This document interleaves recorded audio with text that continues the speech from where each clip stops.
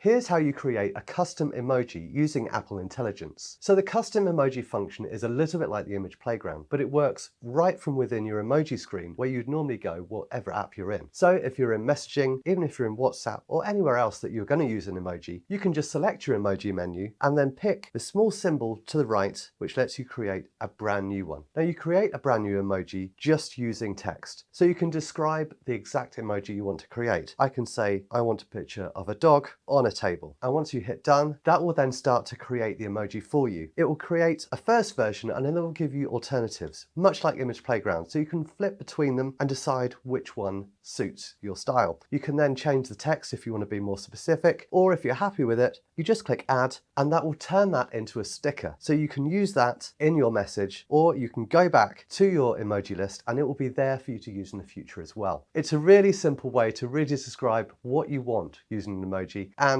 it's really fun.